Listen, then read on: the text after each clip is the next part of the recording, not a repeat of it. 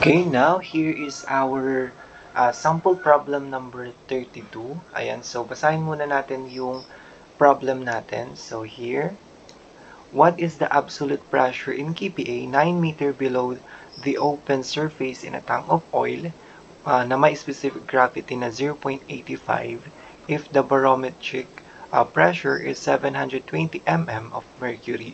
So, dito sa sample problem number 32 natin, pinapahanap sa atin yung absolute pressure. So, 9 meter below daw ng open surface ng tank of oil. So, ayan. So, absolute pressure. So, pwede natin gamitin yung P-abs na formula natin. So, absolute pressure ay equivalent lang siya sa P gauge. And then, plus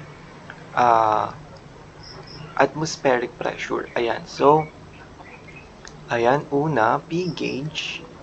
So, P gauge or the gauge pressure. So, gauge pressure ng oil. So, yung unit weight ng oil times yung H. Ayan. And then, plus, binigay sa atin itong 720 mm of mercury. Ayan. So, 720 mm ng mercury. So, pwede nating salpak yung mga values natin. So, unit weight ng oil. So, yan, 9.81 kilonewton per cubic meter. And then, times the specific gravity ng oil, which is 0.85. And then, times yung height, which is 9 meter. Ayan. Plus, so 720 mm ng Hg. So, itong atmospheric pressure natin na 720 mm of Hg, kailangan nating i-convert siya sa kilopascal. So, paano yon? So, di ba, ang atmospheric pressure ng mercury na 760 mm ng Hg, ayan. So, equivalent lang siya sa 101.325 kPa. So, yan. So, pwede nating i-convert muna itong 720 mm ng Hg. So, by multiplying 101.325 kPa. So, yan. So, equivalent siya sa 760 mm ng Hg. Ayan. So, ito maka-cancel.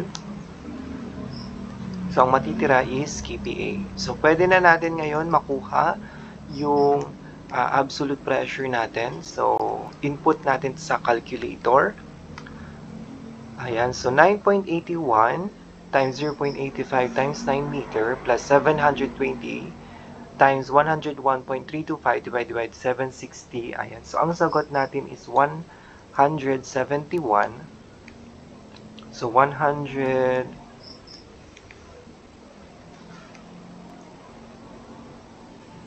Ayan, so 171.038.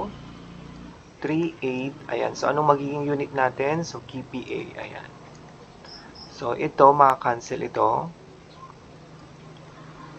Ito, maka-cancel. So, meter squared na lang to. So, di ba, ang meter squared, kilonewton per meter squared, ay equivalent lang siya sa kPa. So, now, our unit here, sa absolute pressure ay kPa. So, now, yung answer natin is 171.038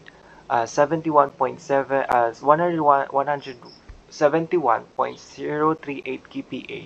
So, yan yung pinapahanap sa atin na absolute pressure. So, now, yan yung answer natin for sample problem number 32.